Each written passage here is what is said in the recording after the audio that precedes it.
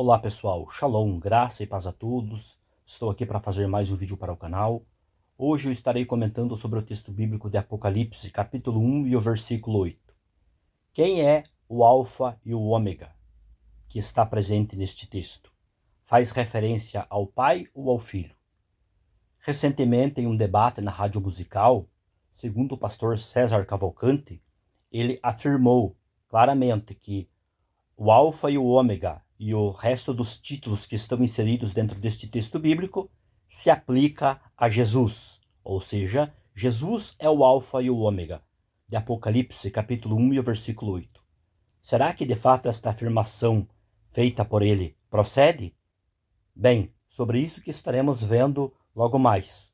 Antes eu estarei compartilhando com vocês uma parte da fala dele onde ele menciona sobre essa questão. A bel prazer colocaram lá a palavra Jeová para defender os próprios interesses. Então vamos trabalhar em Apocalipse capítulo 1, onde eu citei aqui o versículo 8, que diz assim: eu sou o Alfa e o Ômega, diz o Senhor Deus, aquele que é, que era e que há de vir, o Todo-Poderoso. Esse é Jesus Cristo. Esse é Jesus Cristo, não é o Pai. Esse é Jesus Cristo falando. Bem, conforme vocês puderam ver aí, neste recorte, uma parte da fala dele, onde o próprio César menciona claramente, né, dizendo que Jesus é o Alfa, o Ômega, né, aquele que era, que é e que há de vir, o Todo-Poderoso, de Apocalipse capítulo 1 e o versículo 8. Ou seja, todos os títulos que estão inseridos dentro deste texto se aplicam a Jesus. Mas, partindo agora deste pressuposto, vamos ver sobre algumas questões gramaticais, se de fato esta ideia e esta afirmação feita pelo pastor César Cavalcante procede. E também ver o que os peritos falam nos seus devidos comentários exegéticos e bíblicos sobre a questão deste texto bíblico de Apocalipse, capítulo 1 e o versículo 8. Começando aqui por este comentário bíblico expositivo de Wendell, ele diz que o versículo 8 se aplica ao Pai. Diz, aquele que é, que era e que há de vir, isto é, o Deus eterno. Veja Apocalipse 1:8 e 4:8. O Senhor está além da história, não é limitado pelo tempo. Observando neste momento o comentário Vida Nova de D.A. Carson, na parte que está sublinhada e destacada, na parte de cima da imagem, diz o seguinte: a afirmação de que Deus é o Alfa e o Ômega é uma forma pictórica de afirmar que Deus é o Senhor, soberano de todas as idades. Isso é um comentário sobre o texto de Apocalipse, capítulo 1 e o versículo 8. E nesta mesma imagem, na parte mais de baixo, que está também sublinhada, nos diz assim, que essa expressão é aplicada a Jesus em Apocalipse 22:13. Então, o que D.A. Carson deixou claro aqui, que Apocalipse 1:8 se aplica aqui, né, a Deus, incluindo a expressão aqui Alfa e Ômega, que faz parte deste texto. Mas daí em Apocalipse 22:13, esta expressão daí se aplica a Jesus Cristo.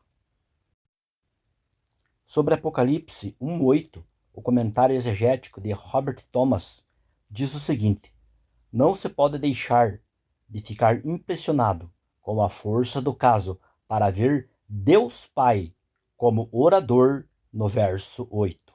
Então, segundo também este comentário exegético, o versículo 8 aí, né, se aplica ao Pai. Já o comentário bíblico pentecostal do Novo Testamento, da CPAD, diz o seguinte sobre Apocalipse capítulo 1 e o versículo 8, que o Alfa e o Ômega que aparecem aqui se referem ao Pai, não ao Filho. Podemos comparar a frase do versículo 8, que é, e que era, e que há de vir, com o versículo 4. Observando neste momento o comentário de Osborne sobre Apocalipse, ele diz o seguinte: o Alfa e o Ômega dos três usos deste título em Apocalipse 2 se referem a Deus. Apocalipse capítulo 1 e o versículo 8, e o capítulo 21 e o versículo 6. Eu amo a Cristo, Apocalipse capítulo 22 e o versículo 13. Embora o versículo 17 do capítulo 1, onde Jesus é o primeiro e o último. Então, de acordo aqui com este comentário de Osborne, ele deixou aqui claro, né, que o capítulo 1 e o versículo 8, especificamente a qual eu estou aqui tratando nesta ocasião, se refere a Deus, ou seja, se refere ao Pai.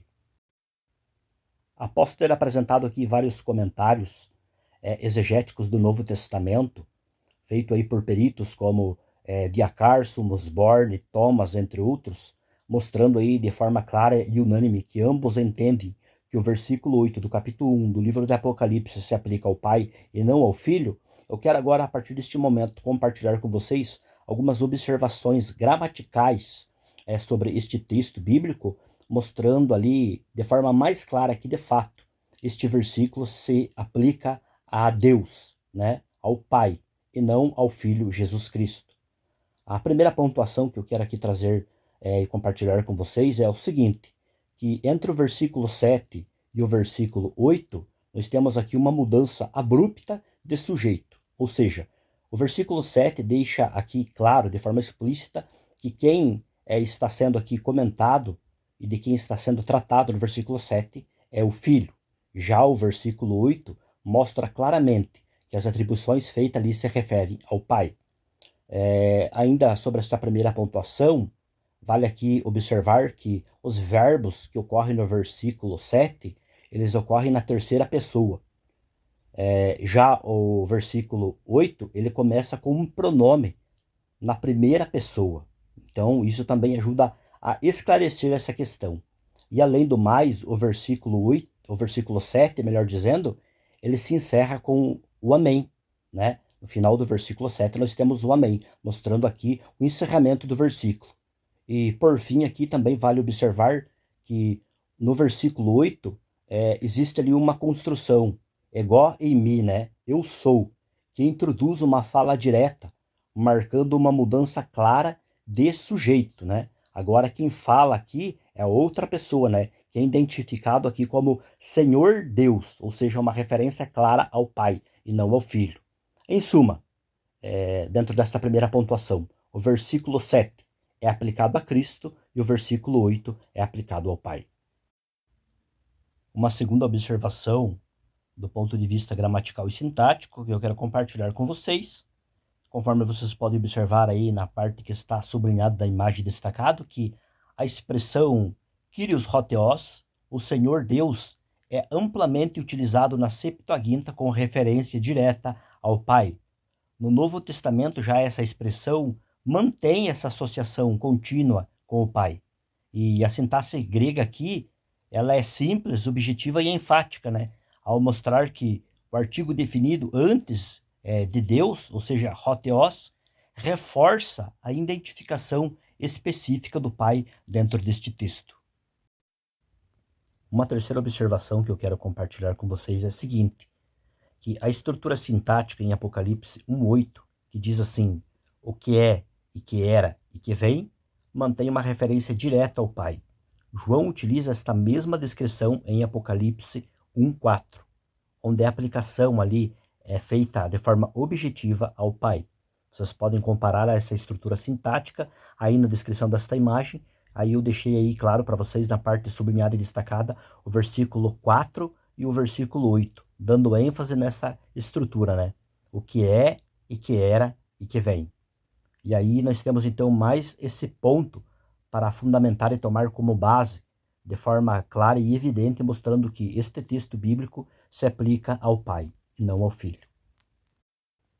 Compartilhando esta última imagem com vocês, tem a parte que eu sublinhei e destaquei aí, ao qual eu estarei aqui tratando como uma última questão, uma última pontuação aí, para mostrar, deixar claro que de fato o versículo 8 se aplica ao Pai e não ao Filho. Observamos que o discurso direto aí, onde tem a construção Lege Kyrios Hotheos, que traduzido é Diz o Senhor Deus, é uma introdução típica de oráculos divinos no estilo profético. Essa forma retórica aí é amplamente usada na literatura profética do Antigo Testamento, para introduzir os ditos do Pai, o que ajuda a esclarecer a identificação de Deus Pai aqui no versículo 8, né? Então fica aí de forma clara e evidente que este versículo se aplica ao Pai e não ao Filho, conforme afirmou ali o César Cavalcanti.